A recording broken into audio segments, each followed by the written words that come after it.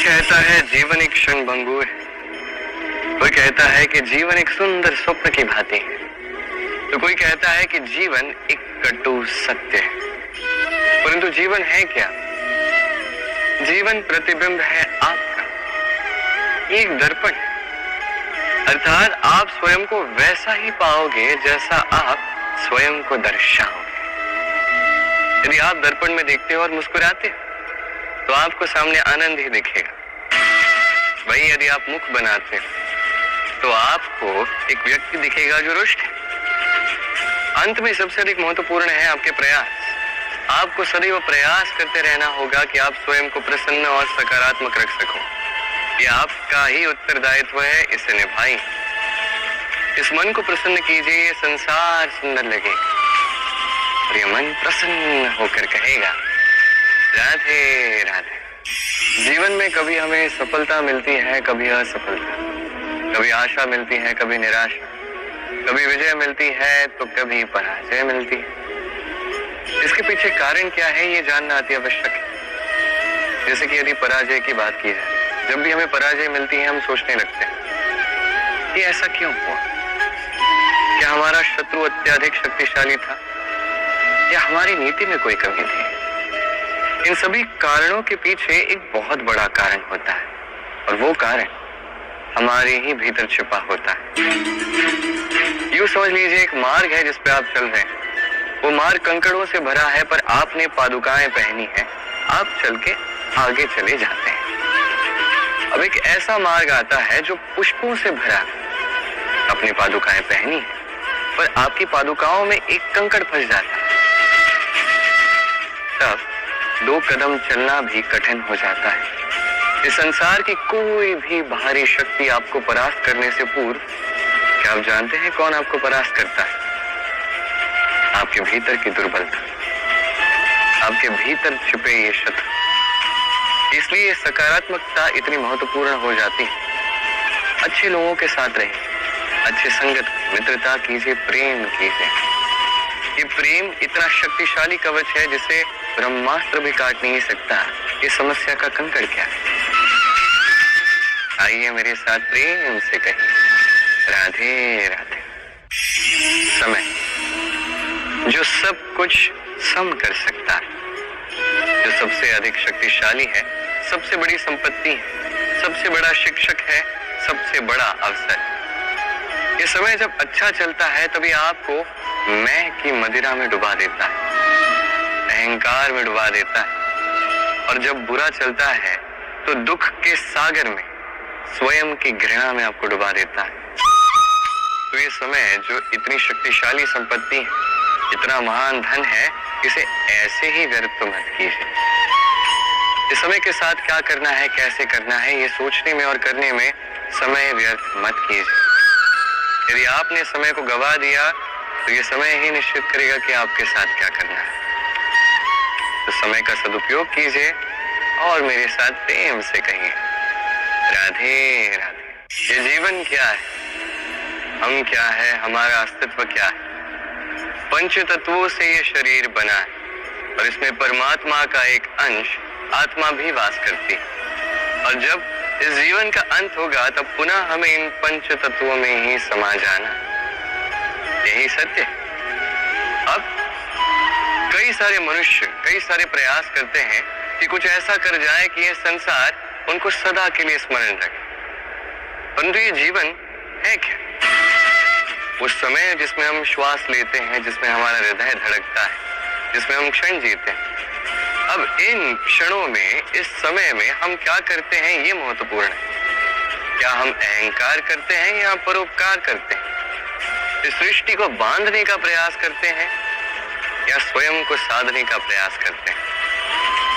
सीख यही है कि बल हो या काया, इस पर न कभी अहंकार कीजिए, न कभी इससे मोह उचित है। बस हर एक क्षण प्रेम के साथ जिए और प्रेम के साथ है राधे राधे। इस संसार की सबसे बड़ी शक्ति क्या है? दैहिक शक्ति, भौतिक शक्ति, राजनैतिक शक्ति, स्वर्ण की शक्ति, विद्या की शक्ति या माया की शक्ति, भक्ति की शक्ति या विरक्ति की शक्ति? इस संसार की सबसे बड़ी शक्ति है शक्ति मुस्कुराहट की। यदि आप और मैं ऐसे समय पर मुस्कुरा सकते हैं जहां पे मुस्कुराना लगभग असंभव है, तो विश्वास कीजिए, इस संसार में कोई आपको तोड़ नहीं सकता। ये कुछ उस रेशम के कीड़े की भांति है जो चारों ओर से ढका होता है, खोल के भीतर रहता है किंतु जीवित रहता है। ये मुस्कुराहट ये केवल एक भाव नहीं है, ये संसार का अभाव दूर करती है, अभाव आशा का, अभाव विश्वास का। ये मुस्कुराहट भीतर से आपके मन में आशा भी जगा देती है और इस संसार की हताशा दूर करती है। इसलिए कठिन से कठिन समय में भी केवल मुस्कुराइए। ये शक्ति आपसे कोई छीन नहीं सकता, और यदि आपके पास ये शक्ति है तो कोई और शक्ति आपको रोक नहीं सकती। तो मुस्कुराइए और मेरे साथ प्रेम से कहिए, राधे राधे। यज्ञ की अग्नि को शुभ माना जाता है, वही चिता की अग्नि को शुभ माना जाता है। ऐसा भला क्यों? यहाँ बात आती है लक्ष्य, विचार और संगति पर। जब हम यज्ञ करते हैं तो हमारा लक्ष्य क्या होता है? वातावरण को थोड़ा और पवित्र करना, सकारात्मक करना हमारा लक्ष्य शुभ होता है।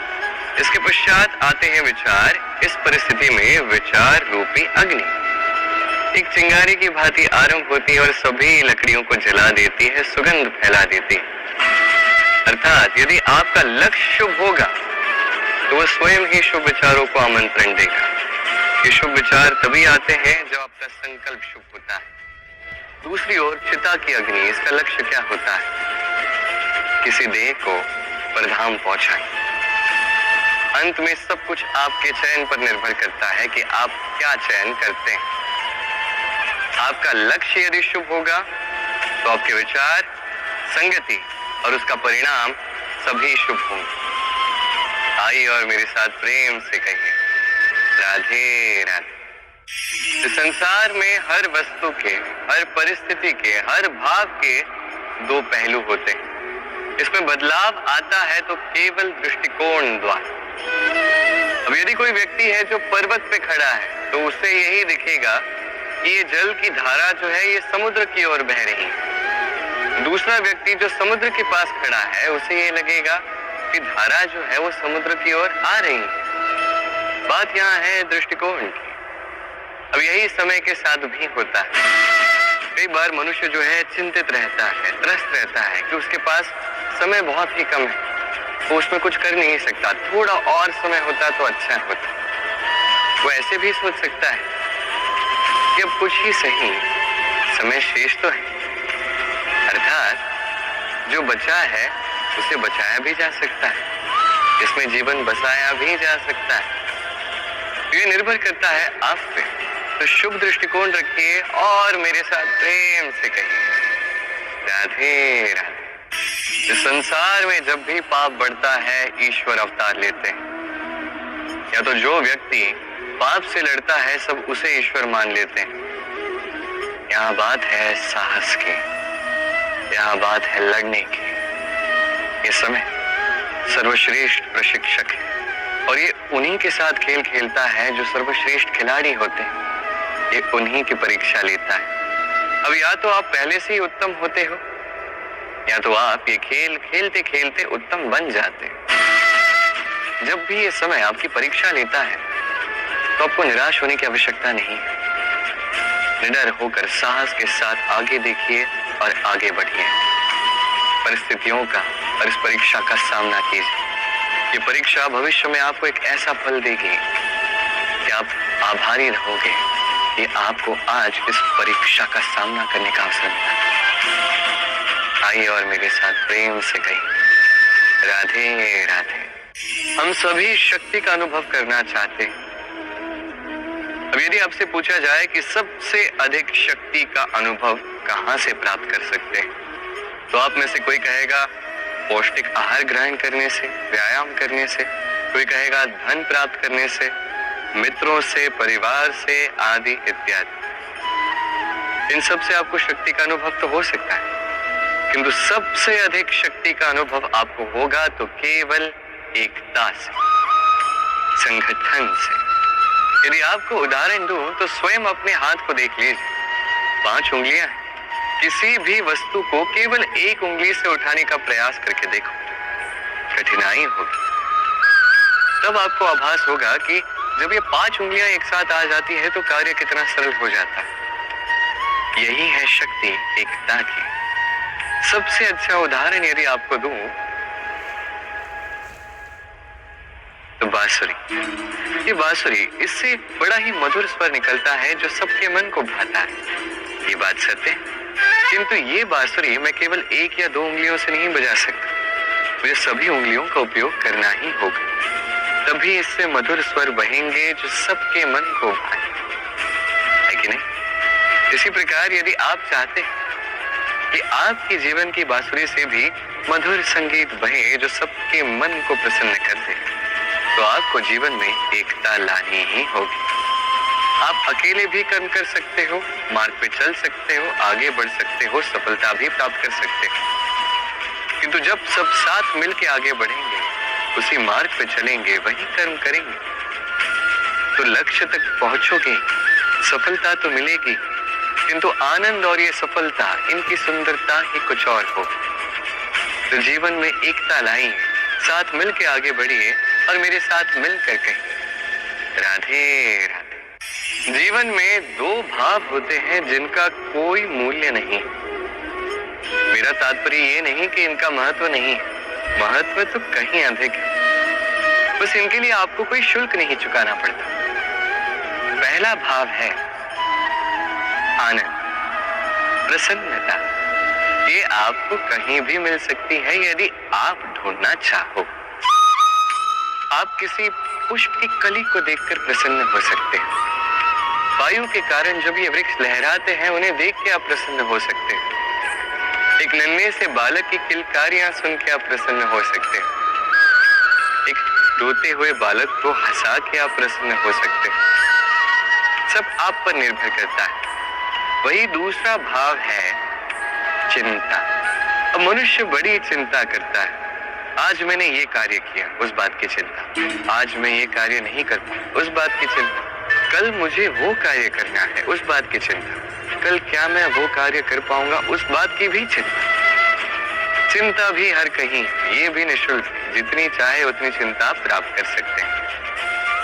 एक महत्वपूर्ण बात स्मरण रखिए, प्रसन्नता जीवन का एक नया आरंभ है, वही चिंता ये जीवन की चिता।